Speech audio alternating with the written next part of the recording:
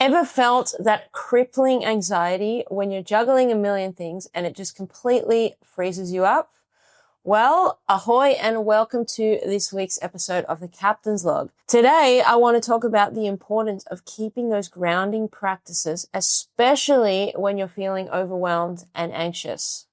Here's a little story from today. I was in one of these moments where I was experiencing extreme overwhelm and anxiety. I have a lot of projects going on and the tasks keep piling up.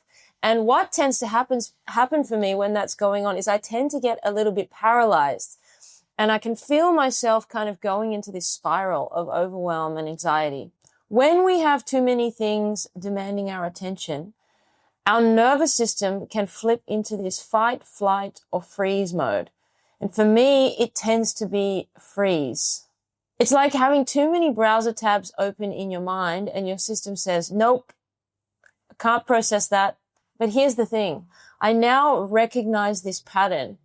When I do have a moment like that where I'm feeling overwhelmed or anxiety, the tendency for you is to just want to pause, freeze, and do nothing, put the work aside, or continue to spiral and stress about what's going on around you in your mind. But what I now know for me works is that I now draw a line there and I go to the gym and I need to move some energy. I'll swing around some kettlebells. I'll throw around some weights. I'll do a little bit on the treadmill.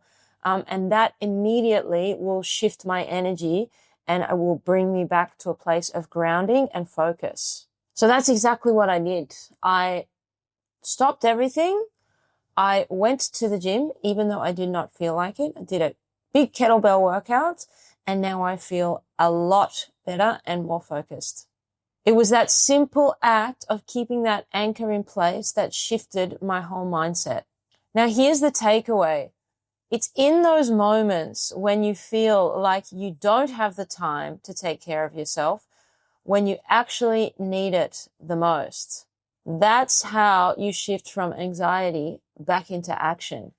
Now, a lot of the times when we are very busy, we're overwhelmed, and we have a lot on our to-do list, the things that are really important, those anchor things like going to the gym, drinking enough water, taking care, spending time with friends, whatever it is that helps you ground, those are the things that we tend to push to the side. Those are the things that we lose because we don't have time to do those things. But those things are extremely important. And I am now very much committed to, and I have been for quite some time, into keeping those anchors in place, because by doing that, it actually gives me the grounding and the leverage to be able to do the difficult things and to be able to navigate all the overwhelm and all of the cognitive pull that's happening when you're somebody who's in leadership and you have many things to take responsibility for. So I'll leave you with this.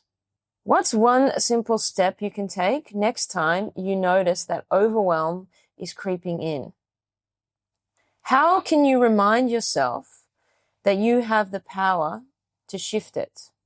And what's your anchor point that you can lean on to get back into flow?